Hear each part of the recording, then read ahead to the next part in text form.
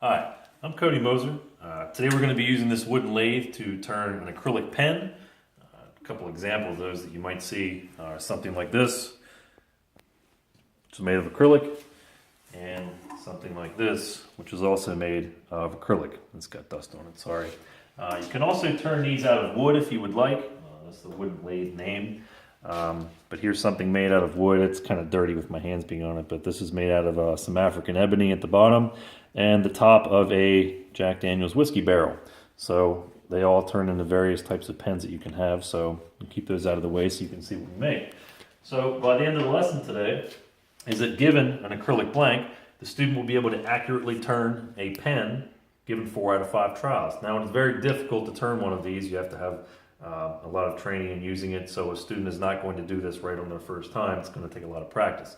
So 4 out of 5 trials, once trained, taught, you should definitely be able to do that. But again, 4 out of 5 mistakes do often happen. So here we have an acrylic blank. This is what they typically start with, usually within 5/8 to 3/4 of an inch thick. And they start off just rectangular. This is camouflage now, so you can see how one side has a pattern and the other sides often don't. But when they're turned circularly, they'll have very appealing color. So we already started one here in the last take, which is why there's a mess on the lathe. So after you prepare it, meaning you've cut it in half and you've drilled a hole down the middle, and if you can see a shine here, it is a brass tube in the inside. Those two pieces together will ultimately form around a pen and be complete. I don't think we'll get the assembly portion done today, so it's more likely than not that we'll just have to look at these finished products over here, as 15 minutes is hardly enough time to cover everything.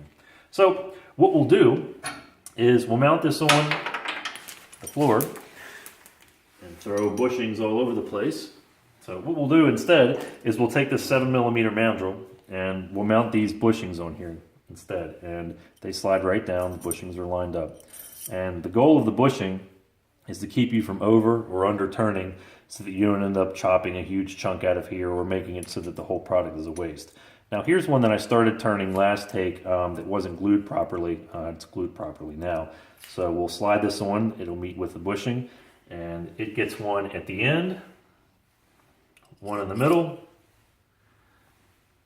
your other piece of the blank then goes on, and then another bushing. Now, it really doesn't matter if these are lined up, meaning if this black line here matches this black line, because once they're done, you can then take them off and adjust them to any need that you have.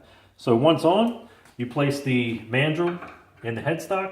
Talk about your materials. Once it's in the headstock, you can then take the tailstock and slide it all the way down. This has a mandrel saver on it. It's another topic, I guess we could cover, but there's a hole in the end of this and it covers this remaining piece, so it should slide on there nice and easy. Once you tie this down, it's nice and tight, it's not moving anywhere, but you also want to tighten it up top so that these don't move around very easily. You can see I'm trying to turn them pretty hard now and they're not moving. So once this is tight and everything's tightened down, these won't move and we'll be able to use the tools to turn them. So the tool rest is what is located right here. And again, this is what the acrylic looks like when it comes off of there. We'll slide this over so that we're about 1/8 of an inch away from the edge of the blank. Now, you never want to turn the lathe on before you've set this accurately. So that's a big thing, because if you're too close and you don't try turning it yourself, this will just grind in here, ruin your piece most likely, but it won't damage the machine. So once you've lined it up properly, which is about where I am now, you can turn the machine on and give us a nice jingle. And when I'm turning acrylic, I usually like to have around 1,200 RPMs. It could be 10 more, it could be 10 less. It's really in the eyes of the tool user and how they'll be going. So I'm going to turn this up to 1,200 RPMs.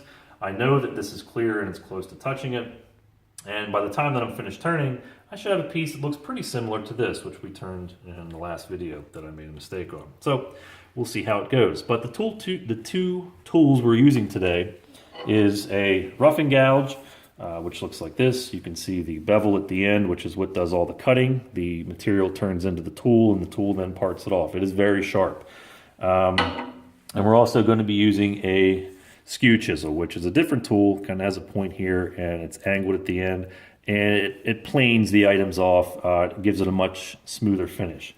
We should be able to finish today to, I don't know, 600 to 800 grit. If we were sanding, that's how fine this will take it off. So before I throw tools all over the place, we'll go ahead and begin.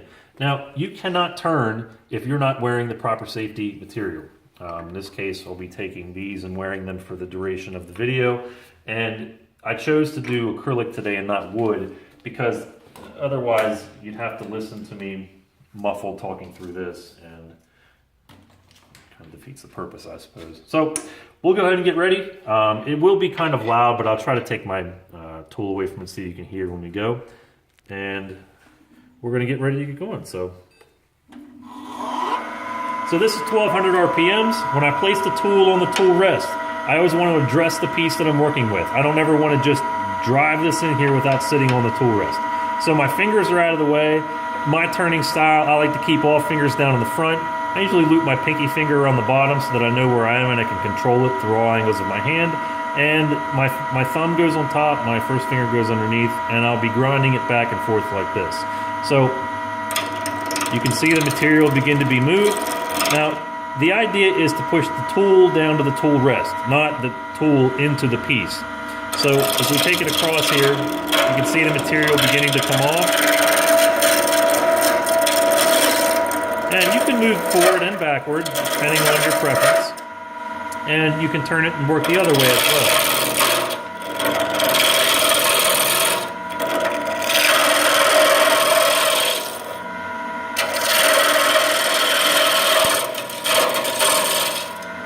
Now, as you can see, I can touch the top of this. I'm in no danger of getting hurt at all whatsoever. And I can clear this stuff over here on the side. Some people will probably tell you not to do it, but you're really going to do whatever works for you. You're not going to continue to turn the machine off. So my hands can touch the back of this. The tool can sit on top of it. It's kind of rough because it's not completely turned down. If I place the tool on this side, pretty smooth because it's already turned down. It'll move very fluidly across. So I'm not quite finished here, but I have developed quite a downward turn. I'm trying to work a little faster here for you so I can get that. You never want to turn moving up. So I never want to start cutting the material down here and move up because you can see that there's a grade. You always want to move downward.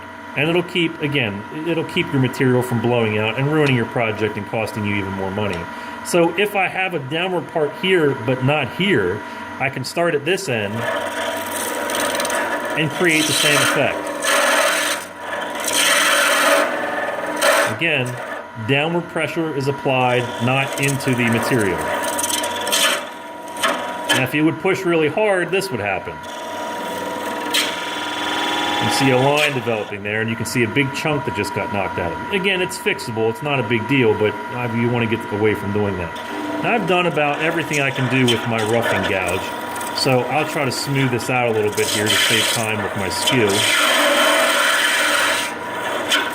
And it isn't going to be perfect now, nor does it have to be.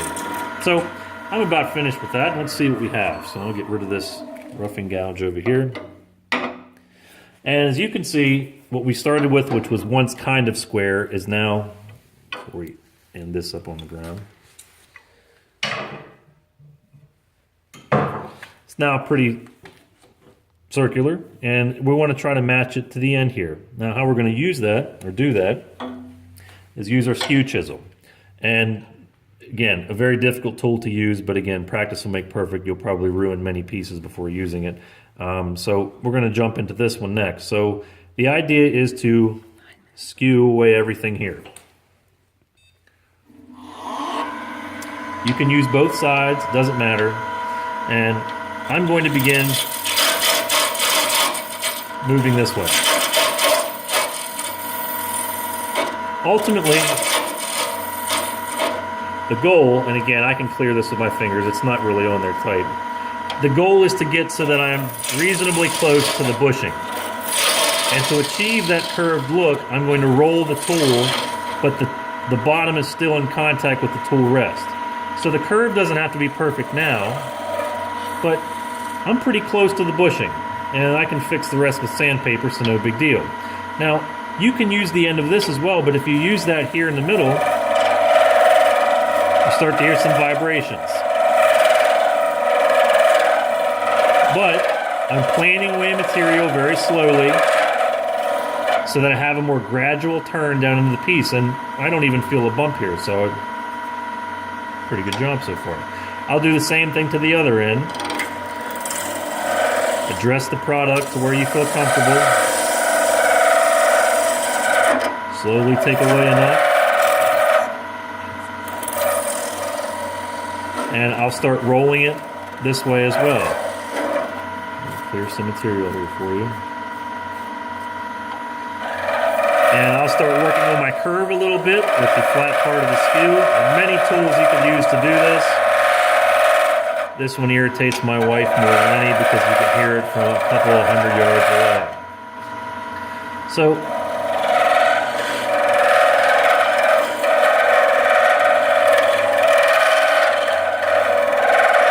and again, I'm getting a lot of noise because I'm trying to rush through it to get it done. But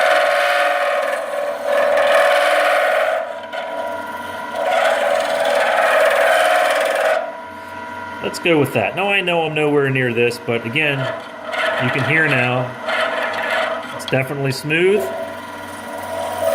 And I can continue to work at this over the next, I don't know, 5 or 10 minutes to be complete.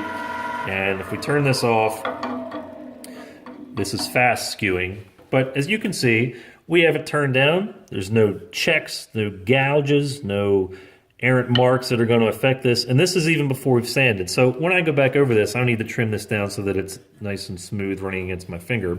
But all of that can be remedied with sandpaper. So my tools are about finished being used now. So the next step would be, if I were completely finished, to move the tool rest and to begin finishing. And to finish, you usually start with several grades of sandpaper.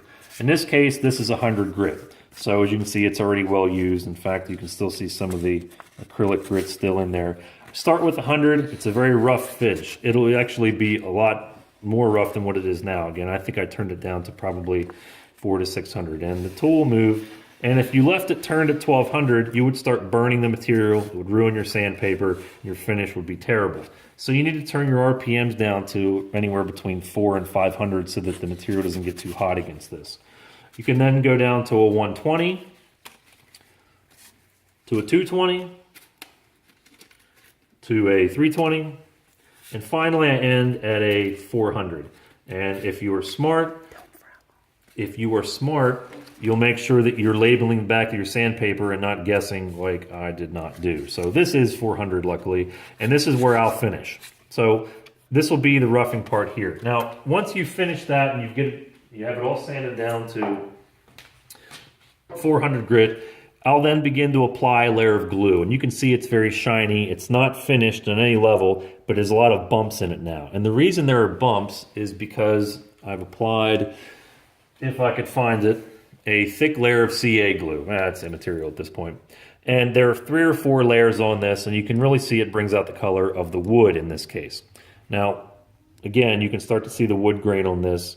And it finishes very nicely. But to get the polished, glass-looking finish, you then need to wet sand. Wet sanding starts at 1200, then goes to 1500, 1800, 2400, 3200, 3600, 4000, 6000, 8,000, and then eventually 12,000 grit. Anything 12,000 grit, you're not going to see a scratch to the naked eye. However, if you do, I have some finishing models that I use for plastic. Now, I'm not going to give you my secret for that because I worked many years trying to figure out the perfect match for it. But essentially, it's a plastic finish on the edge of a pen. It'll preserve it for many years, and if you take care of it, it has a very strong finish to it.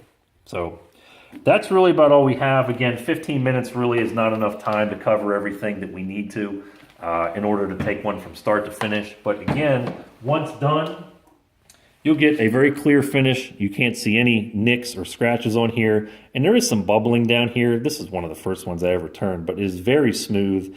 It's been in heavy use for now probably, I don't know, 2 years now. The ink still goes great in it. There's no chipping on any of the finish, but as you can see, it assembles into a really nice pen. Fits great in the hand, and again, any student is going to have a great deal of satisfaction after making one of these. I turn them for my students now, and that should be about it. So if you have any questions, feel free to shoot me an email. I'll be happy to expand upon this. So take care.